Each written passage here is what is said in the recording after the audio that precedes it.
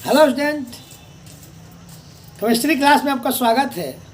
आइए आज हम लोग पढ़ेंगे क्लास 10 के लिए पाठ 5 तत्वों का आवर्त वर्गीकरण। यानी तत्वों का आवर्ती वर्गीकरण है क्या और इसके बारे में जानेंगे।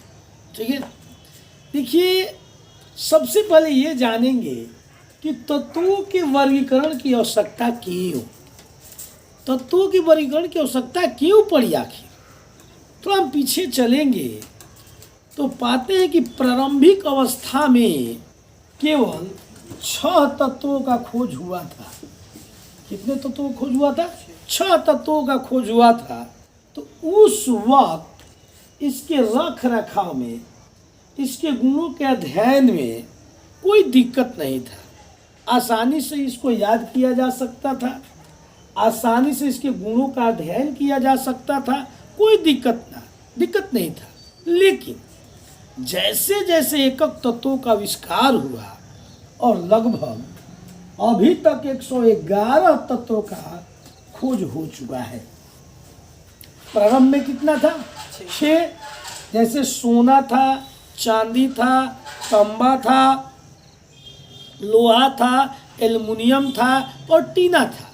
ये 6 प्रकार के तत्वों का प्रारंभ में खोज हुआ था। लेकिन ये 6 था तो इसको आसानी से याद किया जा सकता था, इसके गुणों का अध्ययन किया जा सकता था।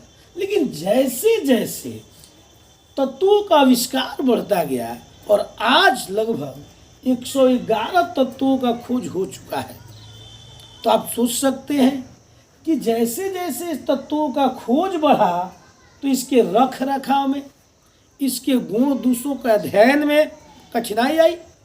तो जब कठिनाई आती है तो उसके समाधान भी खोजे जाते हैं ना, हल भी खोजे जाते हैं। तो 6 से बढ़कर जब 36 हुआ, 36 से बढ़कर जब 63 हुआ, तो इनकी तरफ ध्यान आकर्षित होने लगा कि कैसे इसका समाधान किया जाए। देखिए हमने आपको बताया कि तत्वों के वर्गीकरण की आवश्यकता क्यों पड़ी, क्योंकि प्रारंभ में तो केवल 6 तत्व थे। 6 तत्वों में क्या था? सोना, चांदी, तांबा, लोहा, टीना, एल्युमिनियम। ये 6 तत्व शुरू में थे। तो इनके रख रखाव में, इनके गुण दोषों के अध्ययन में, चाहे रासायनिक गुण हो या फिर भौतिक गुण हो, इनके गुणों के अध्ययन में सहूलियत थी, आराम से आदमी अध्ययन कर लेता था। लेकिन जैसे जैसे तत्व बढ़ते गए वैसे वैसे इसके रख रखाव में भी कठिनाई आया, इसके गुण दोष के अध्ययन में भी कठिनाई आया। तो सभी के रसायन शास्त्री, ऐसे कहिए सभी वैज्ञानिक जो थे, रसायन शास्त्री थे, सभी के दिमाग में ये बात आया कि आखिर कैसे इसका हल निकाला जाए ताकि इसको अध्ययन करने में, इसके रख रखाव में आसानी हो। ठीक है, तो सबसे पहले उठता है कि तत्वों के वर्गीकरण से लाभ क्या थे। तो सबसे पहला, अगर तत्वों का वर्गीकरण हो जाएगा तो अध्ययन करने में सुविधा होगा। ये तो राइट है कि मान लीजिए अगर एक जगह इसको रख देते हैं आप तो अध्ययन करने में कठिनाई होगा। लेकिन इसको आप बढ़िया से रखते हैं, खाना दर खाना रखते हैं या फिर किसी बॉक्स के अंदर रखते हैं तो आसानी से अध्ययन कर सकते हैं। दूसरा, इसका अगर एक समूह में कोई तत्व आप रख देते हैं तो आसानी से उस सारे समूह के तत्वों का गुण दोष अध्ययन कर सकते हैं। अगर एक समूह में मान लीजिए 6 तत्व है तो एक का अध्ययन करेंगे तो इस 5 का अपने आप अध्ययन हो जाएगा। तो सामूहिक रूप से रखने से क्या था कि उससे सारे तत्वों का अध्ययन हो जाए। तो जैसे जैसे तत्वों का आविष्कार हुआ और लगभग जब 6 से 36 हो गया तो तत्वों के वर्गीकरण का जो प्रथम प्रयास है वह 18वीं शताब्दी में की गई। कब की गई? 18वीं शताब्दी में। और जानते हैं किसके द्वारा? लभवाजे। ठीक है, लभवाजे के द्वारा किया गया। तो लभवाजे ने क्या किया कि इन तत्वों का दो भाग में वर्गीकरण कर दिया और उसको बना दिया धातु और अधातु। चलिए, हमने आपको बताया कि तत्वों के वर्गीकरण की आवश्यकता क्यों पड़ी, क्योंकि पाठ का नाम ही है तत्वों का आवर्ती वर्गीकरण। अभी हम आवर्त पे नहीं जाएंगे, हम ये जानेंगे कि तत्वों का वर्गीकरण करने की आवश्यकता क्यों पड़ी। थोड़ा यहाँ से समझा जा सकता है। घर में जब जनसंख्याएं बढ़ने लगती है, जब बहुत सारे लोग हो जाते हैं, तो घर का क्या हो जाता है, क्यों होता है? ये सोचने वाली बात है ना, क्योंकि उसके रख रखाव में दिक्कत होता है, उनको अध्ययन करने में दिक्कत होता है, उनकी सारी सुविधा मुहैया कराने में दिक्कत होता है। इसलिए क्या होता है, मजबूरन घर का क्या हो जाता है, बंटवारा। जस्ट लाइक उसी तरह इन तत्वों के लिए भी यही बात मायने रखती है, क्योंकि प्रारंभ में केवल कितने तत्व थे, 6 तत्व थे। तो इनके रख रखाव में, इनके गुण दोष के अध्ययन में, या रासायनिक गुण या भौतिक गुण जो भी हो, इनके अध्ययन में हमें आसानी होता था, कोई दिक्कत नहीं था, क्योंकि 6 थे, आसानी से याद हो जाता था। लेकिन जैसे जैसे इनका ग्राफ बढ़ा और 36 हुआ, तो याद करने में भी कठिनाई, इसके रख रखाव में भी कठिनाई, इनके अध्ययन में भी असुविधा। तब जाकर के बड़े बड़े रसायन शास्त्रियों के दिमाग के अंदर एक बात हुई कि क्यों न इसको बांटा जाए, ऐसा बांटा जाए कि अध्ययन करने में सुविधा हो, ऐसे बांट दिया जाए कि इसके रख रखाव में सुविधा हो। तो सबसे जो पहला प्रयास किया 18वीं शताब्दी में, उनका नाम था, क्या बताया हमने, लभवाजे।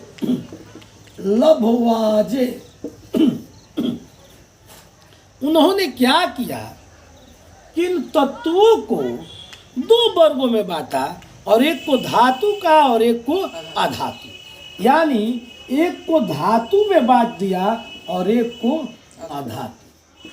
अब कैसे, तो उन्होंने कुछ आधार माना होगा, और वो आधार क्या था कि कुछ धातु ऐसे हैं जो चमकते हैं, यानी कुछ धातु में धातुई चमक है, कुछ ऐसे धातु हैं जो आघात वर्धनीय है, यानी आघात करने पर बढ़ते हैं, कुछ ऐसे धातु हैं जो विद्युत के सुचालक हैं, और कुछ ऐसे भी धातु हैं जिनका ऑक्साइड भास्मिक है।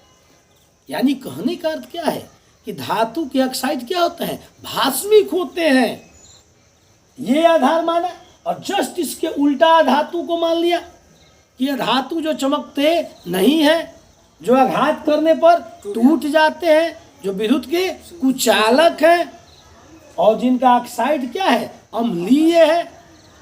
तो देखिए, एक बात बताते हैं, इनको जितना आया समझ, उस आधार पर तत्वों को बांट दिया, धातु और अधातु। लेकिन क्या इतना साधारण तरीका सभी तत्वों पर लागू होगा? क्या इस साधारण तरीका से हम तत्वों के सारे गुणों का अध्ययन कर पाएंगे? बिल्कुल नहीं, क्योंकि ये तो साधारण तरीका था ना, ये तो कोई बहुत महत्वपूर्ण तरीका था नहीं बांटने का, तो ये सभी धातु तत्वों पर लागू नहीं होता था। यही नहीं, बहुत सारे धातुओं के बीच की विभिन्नता यह दर्शाता नहीं था। ये तो कुछ ही धातु के बीच, धातु के बीच ऐसी हो सकती है विभिन्नता, लेकिन अगर सारे तत्वों पर इसका प्रयोग किया जाए या सारे धातुओं पर प्रयोग किए जाए तो ये सब पे असर नहीं करता था। तो क्या किया गया कि इसको विराम दे दिया गया और ठीक और आगे सोचा गया। तो एक और थी संयोजकता के आधार पर वर्गीकरण। पहले हमने आपको बताया कि धातु और अधातु के आधार पर वर्गीकरण, ये था ना, धातु और अधातु के आधार पर तत्वों का वर्गीकरण। और दूसरा प्रयास संयोजकता के आधार पर वर्गीकरण। अब संयोजकता, किसी के संयोजकता मान लीजिए, अगर संयोजकता लेना है तो ले लीजिए कॉपर का, संयोजकता लेना है तो ले लीजिए लोहा का। इसकी विभिन्न संयोजकताएं हैं, कभी 2 तो कभी 3, कभी 4 तो कभी 5, कभी 1 तो कभी 2। यानी इसकी संयोजकता भी क्या है, भिन्न भिन्न है। कोई द्विक परमाणुक है, कोई त्रिक परमाणुक है, तो ये तो सब पे लागू होगा नहीं, तो ये भी असफल प्रयास हो गया। संयोजकता के आधार पर भी, संयोजकता के आधार पर भी तत्वों का वर्गीकरण क्या हो गया, असफल हो गया, क्योंकि ये सब पर लागू नहीं होता था। ठीक है, इतना दूर समझ में आया। तो अब हम चलते हैं, कुछ आगे बढ़ते हैं। तो अब पूरी 18वीं शताब्दी तक यही एक प्रयास था लभवाजे का। ठीक है, जब 19वीं शताब्दी आया तो एक और रसायन शास्त्री ने इन तत्वों को बांटने का प्रयास किया, और वो थे कौन, डोबरेनर। ठीक है, कौन थे,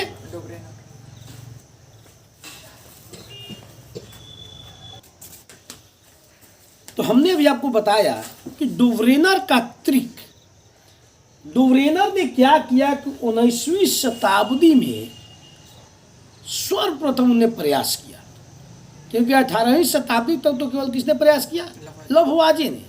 अब डुवरेनर ने क्या किया कि 19वीं शताब्दी में प्रयास किया, और उन्होंने रासायनिक दृष्टिकोण से समान तत्वों को, तीन तीन तत्वों को लिया, रासायनिक दृष्टिकोण से समान। ठीक है ना, रासायनिक दृष्टिकोण से समान तीन तीन तत्वों को एक साथ लिया, और उसने कहा कि अगर इसको बढ़ते हुए परमाणु भार के क्रम में सजाया जाए, देखिए रासायनिक दृष्टिकोण से एक समान, ये तीनों, जैसे उदाहरण है लिथियम, सोडियम, पोटेशियम, ये तीनों रासायनिक दृष्टिकोण से क्या है, एक समान तत्व है। और कहा कि इसको अगर बढ़ते हुए परमाणु भार के क्रम में सजाया जाए तो बीच वाला का जो परमाणु भार है, शेष दोनों यानी अगल और बगल, शेष दोनों के अगर परमाणु भार का औसत निकाला जाए तो बीच वाले के औसत के क्या है, बराबर है। किसने कहा, डुवरेनर ने कहा। और इसी चीज को उन्होंने त्रिक कह दिया, क्योंकि इसमें तीन तीन तत्वों को उन्होंने भाग लिया था, तो इसी को कहते हैं क्या, डुवरेनर का त्रिक। फिर से एक बार, डुवरेनर ने क्या किया कि 19वीं शताब्दी में यह एक जर्मन रसायन शास्त्री था, और जब देखा कि लभवाजे का जो प्रयास है पूरे 100 साल, 18वीं शताब्दी का अर्थ क्या होता है, 100 साल ना, तो 18वीं शताब्दी में जब देखा कि लभवाजे का जो प्रयास है वह सफल है, धातु और अधातु के आधार पर सभी गुणों का अध्ययन नहीं किया जा सकता है, फिर उसने देखा कि संयोजकता के आधार पर भी सभी तत्वों का और गुण दोष का अध्ययन नहीं किया जा सकता है, उसके रख रखाव में प्रॉब्लम हो रहा है।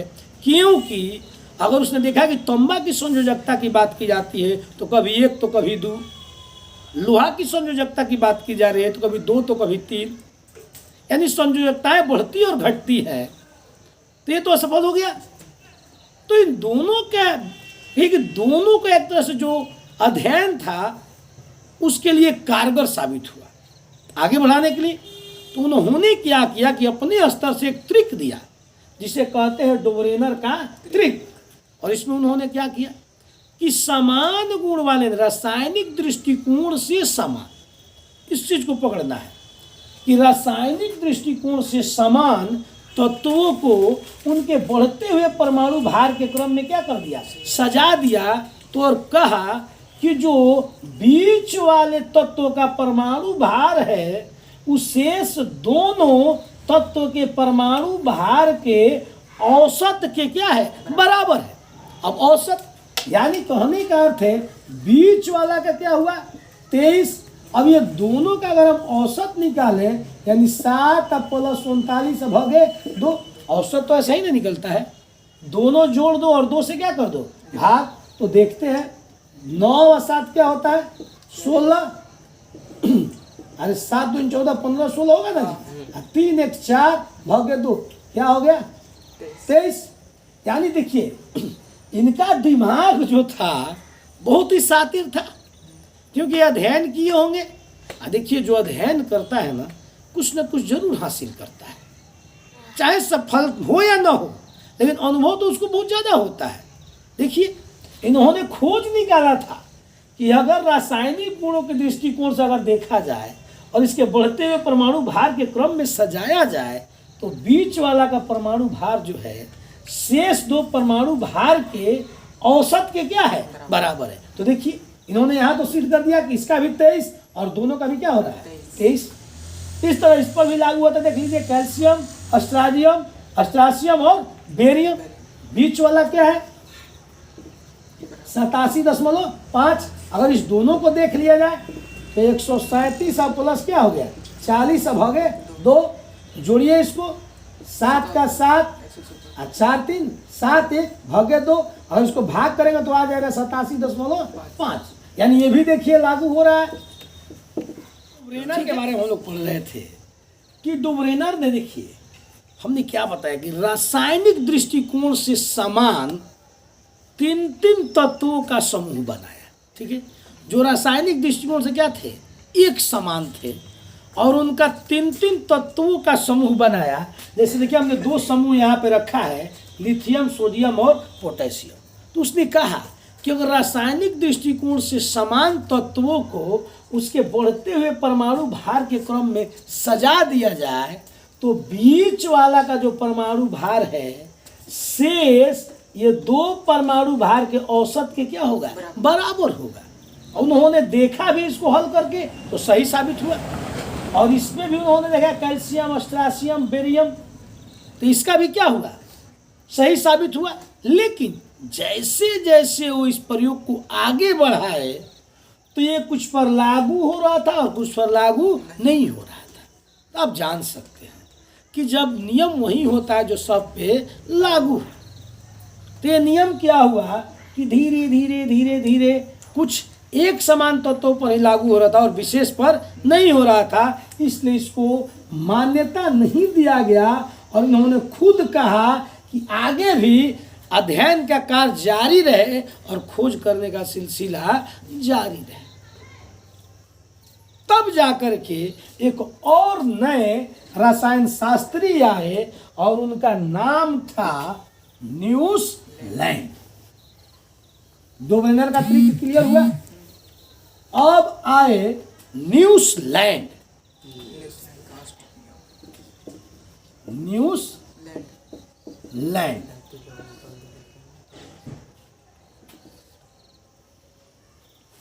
अब न्यूसलैंड ने क्या किया कि लभवाजे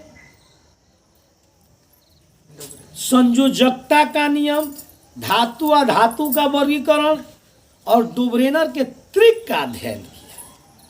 ठीक है, और अध्ययन करने के बाद उन्होंने भी यही बात कहा कि तत्वों को बढ़ते हुए परमाणु भार के क्रम में क्या करो, सजा दो। लेकिन मैं ये नहीं कहूँगा कि धातु और अधातु के आधार पर बराबर है, और मैं ये भी नहीं कहूँगा कि बीच वाला परमाणु भार शेष 2 परमाणु भार के योग का औसत है। बस मैं ये कहूँगा कि अगर बढ़ते हुए परमाणु भार के क्रम में सजा देते हो तो 8वें तत्व का जो गुण दोष है वो पहले के गुण दोष के क्या है, घोतक है। यानी जैसे सूर निकलता है 8, सा रे गा मा पा धा नी सा, यानी सा रे गा मा पा दा नी सा, यानी जिस तरह आसुर का 8वां स्वर और पहला स्वर के बराबर होता है, उसी प्रकार 8वां तत्व के भौतिक गुण और रासायनिक गुण पहला तत्व के भौतिक और रासायनिक गुण का घोतक होता है। किसने कहा? न्यूसलैंड ने कहा। और देखिए 1 2 3 4 5 6 7 8 यानी अष्टक नियम दिया और इसका नाम रख दिया न्यूसलैंड का अष्टक नियम। कोई दिक्कत? यानी न्यूसलैंड ने कहा कि अगर तत्वों को बढ़ते हुए परमाणु भार के क्रम में सजा दिया जाए तो 8वां तत्व का जो गुण दोष है वह पहले तत्व के गुण दोष के क्या है, घोतक है। जैसे सूर का 8 सूर होता है ना, आठों सुर होता है सा रे ग म प द नि सा, यानी सा और सा जिस तरह बराबर है उसी तरह आठवां और पहला क्या है, बराबर है। लेकिन ये भी जो एक्सपेरिमेंट था, प्रयोग था, ये सब पे लागू नहीं हुआ। कुछ पे लागू हुआ तो कुछ पे लागू नहीं हो पाया, तो इसे भी क्या कर दिया गया, मान्यता नहीं दिया गया, लेकिन अध्ययन के लिए रखा गया। तो आज हमने क्लास में पढ़ा कि तत्वों के वर्गीकरण की आवश्यकता क्यों पड़ी। फिर से एक बार, क्योंकि प्रारंभ में केवल 6 तत्व थे, उनके गुण दोष के अध्ययन करने में सुविधा थी, रख रखाव में सुविधा था। लेकिन जैसे जैसे बढ़ा 6 से 36 हुआ, तो रसायन शास्त्रियों के दिमाग में बात आई कि कैसे इसका रख रखाव किया जाए, कैसे इसका अध्ययन किया जाए। तो इसमें सबसे पहला प्रयास 18वीं शताब्दी में की गई, और वो थे लभवाजे। उन्होंने क्या किया कि तत्वों को बांटने का आधार धातु और अधातु को बनाया। धातु जिसमें चमक होता है, धातु जो विद्युत का सुचालक होता है, धातु जो आघात वर्ध होता है, धातु जो टन टन की आवाज देता है, और अधातु जस्ट उसके विपरीत जिसमें चमक नहीं होता है, जो आघात करने पर टूट जाता है, जो विद्युत का कुचालक होता है, जो कहिए कि जिसका भास्मिक ऑक्साइड, जिसका कहिए कि ऑक्साइड अम्लीय होता है, और धातु का ऑक्साइड क्या होता है, भास्मिक होता है। लेकिन क्या धातु अधातु पर बांट देना ही सभी तत्वों का वर्गीकरण था? नहीं, क्योंकि ये साधारण तरीका है, और साधारण तरीका सब पे लागू नहीं होता है। कुछ ऐसे भी धातु हैं जिसके गुण ऐसे नहीं निकाला जा सकता है, ठीक है। तो इसे भी क्या किया गया, मान्यता नहीं दिया गया, लेकिन अध्ययन के लिए इसको क्या किया गया, रखा गया। फिर आया संयोजकता का नियम। तो संयोजकताएं, जिसकी समान संयोजकताएं थी उसको एक समान रखा गया, लेकिन जो द्विक परमाणु था, त्रिक परमाणु था, चतुष्परमाणु था, उसे अलग अलग रखा गया और देखा गया कि अगर कॉपर है तो उसकी परमाणुकता कभी संयोजकता कॉपर है तो कभी इसकी संयोजकता 1 होती है तो कभी 2 हो जाती है। लोहा है Fe, इसकी संयोजकता कभी 2 तो कभी 3, इसी तरह बढ़ती जाती है, यानी कभी 2 तो कभी 3, तो निश्चित नहीं है। इसे भी अध्ययन के लिए रखा नहीं गया। फिर आए कौन, डोब रेना, 19वीं शताब्दी में, 100 साल बाद, और उन्होंने क्या किया, एक त्रिक दिया। और कैसा त्रिक, रासायनिक गुणों से सदृश 3 तत्वों का समूह बनाया। अभी हमने उदाहरण के स्वरूप में आपको 2 समूह बनाया था। उन्होंने कहा कि अगर इसको बढ़ते हुए परमाणु भार के क्रम में सजाएं तो बीच वाला का जो परमाणु भार है शेष 2 परमाणु भार के औसत के बराबर है। हमने आपको करके भी दिखाया प्रूफ, तो दोनों ही बराबर निकला। लेकिन जैसे जैसे सभी पर देखा गया तो कुछ पे लागू और कुछ पे लागू नहीं हुआ। तो इसे भी अध्ययन के दृष्टिकोण से केवल रखा गया, मान्यता नहीं दी गई। फिर एक प्रयास हुआ न्यूजीलैंड का, और इन्होंने एक अष्टक दिया। क्या दिया, अष्टक नियम। और इसमें उन्होंने क्या किया कि अगर बढ़ते हुए तत्वों को, यानी बढ़ते हुए परमाणु भार के क्रम में तत्वों को सजा दिया जाए तो 8वां का जो गुण दोष है वो पहले के गुण दोष की क्या है, द्योतक है। यानी जैसे सुर निकलता है ना 8, सा रे ग म प द नि सा, तो सा और सा इस आधार पर उन्होंने दिया। बताइए, साइंस में साहित्य को ढोस दिया, जैसे आपको समझ में आ जाए। साइंस में क्या किया, साहित्य को ला दिया, सुर को ला दिया, लेकिन ये भी प्रयोग क्या हुआ, असफल हुआ, विफल हुआ। फिर भी इसको अध्ययन के लिए रखा गया। तो आज के क्लास में इतना ही।